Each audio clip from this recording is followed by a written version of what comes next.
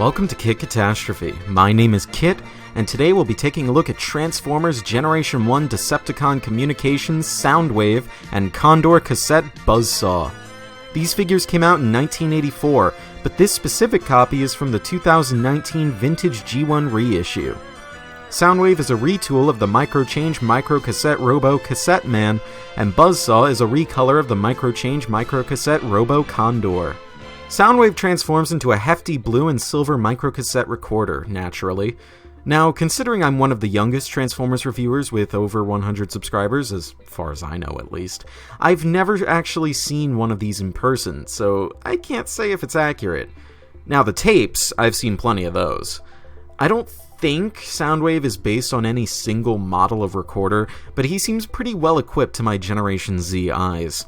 He has an on-off switch on his right side and what seems to be a volume control on the left, both of which can be twiddled and fingered as you please. He has some nice sticker detailing on the front to really sell this mode, even if the instructions told me to put these red stickers on the front instead of on the weapons. Thanks, Hasbro.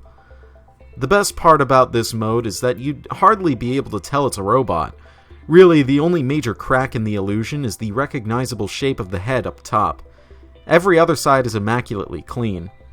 This reissue is based on the original Japanese release of Soundwave, meaning that the play, fast forward, rewind, and all the other buttons are one single piece that extends outwards from the body, and the cassette door is attached to it instead of being an internal hinge. Speaking of which, tap the button up top and out pops a cassette. This is BUZZSAW, the perennial pack-in. He's an adequate little audio cassette, isn't he? He's so small and chunky, bringing back some hazy memories from my childhood about these existing at all. Sadly, all of his sticker detailing was factory applied, and while nothing's outright peeling off yet, the placement is pretty off-center. Of course, don't look at him from the back or else the jig is up. Still, it's kinda nice having a little figure that turns into a piece of obsolete media that for some reason popped up in my childhood. Now if only they made a Laserdisc Transformer. Soundwave's transformation is so simple and iconic that I'm not really sure what you want me to say about it. We all know the routine. Unfurl the legs, bring arms forward, raise head, yeah? It's pretty intuitive, obviously. What surprised me is just how creaky it felt. The joints don't feel very sturdy in some places. For instance, the joint used to hinge the thighs downwards feels like it's going to stress and break someday, even though from the looks of things it's made of die-cast. BUZZSAW's transformation is similarly easy. The only thing that worries me about it is that his neck seems a little bit fragile while pulling it out, but I wouldn't worry too much. Pegging the rocket launchers in, let's take a look at the robot modes. BUZZSAW is a nice little golden condor. He is such a smart boy, isn't he? Isn't he? Such a pretty bird. I love birds. I need more bird transformers. BUZZSAW, interestingly enough, is apparently the only one out of the original 5 Cassettrons which didn't reuse a color scheme from the original Microchange release. He's identical to Laserbeak, just with a golden tinge to his stickers, as well as gold-painted die-cast metal on his body. Sadly, his rocket launchers don't have anywhere to go in cassette mode, but this was G1. Weapon storage wasn't really a thing in most cases. Now, Soundwave. This robot mode is impressive.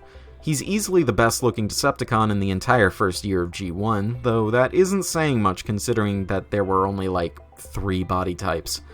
He's just so boxy and mean-looking, and he's possibly the only G1 figure capable of replicating his own box art. The stickers kinda suck, though. Now, they don't look bad, it's just that the adhesive they're using isn't exactly the best. I had to superglue the big wraparound ones on his legs, and I had to do the same for one of the stickers on his knees and one that goes around his wrist. This is easily the worst case of sticker peeling I've seen on these modern reissues, and that's including the ones on Hot Rod's thighs. Still, once everything starts cooperating, he looks amazing. This is peak robot design right here. Of course, he can still do the cassette door gimmick, which can help out with how back-heavy he is right now. Why is he back-heavy? Well, he has a fake battery compartment.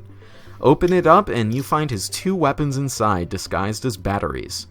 First, he has his concussion blaster, which nestles on his shoulder and has an uncooperative sticker. The other is his rocket launcher, which extends and has room for a rocket accessory. On the original Japanese release, this was a spring-loaded missile. On this release, while the trigger is there and releases the rocket, there's no spring. Also, he comes with 2 extra rockets for some reason. Extra much?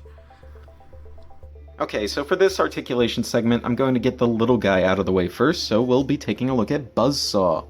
Now, both of these figures are Generation 1 figures, so they're obviously not superposable or articulated, but there is some degrees of appreciable movement in both of these. For starters, BUZZSAW's head can do a little pecking motion, and he can go all the way down. He can look down at his feet. My pet bird likes to do this sometimes. It's very cute. He can look up and be all happy, and he can flap his wings and fly. He can't actually fly. He'll just drop to the floor if you throw him. Like this. Oh. Now, Soundwave here, he has a joint at the head which can rotate all the way around. Because of transformation, it has to hide away.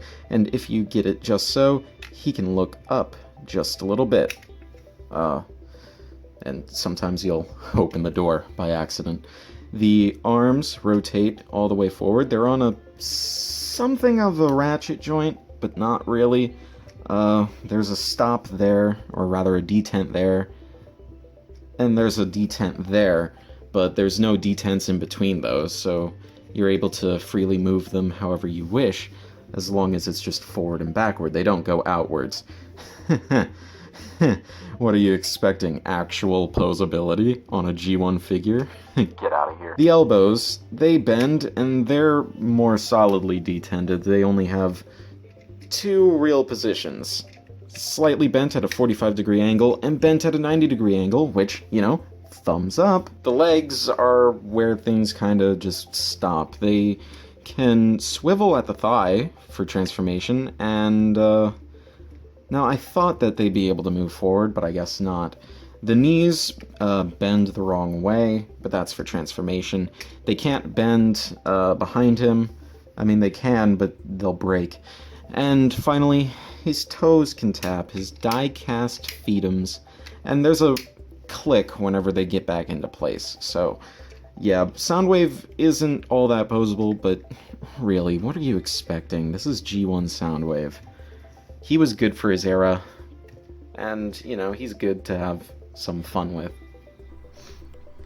This reissue of Generation 1 Soundwave has occupied a good deal of my brain space for a while now, and I think I overhyped him a bit. Yes, he's a very iconic piece of Transformers history, and a very great character. His toy is competently designed and has some very fun gimmicks. But the plastic feels a bit weak, the joints stiff and creaky, and the stickers suck. I don't know if this was an issue on past releases, if it's endemic to this release at all, or if it's just my own bad luck with this particular copy. Either way, I wholeheartedly recommend this figure despite those flaws. This has been Katastrophe. Transform and roll out.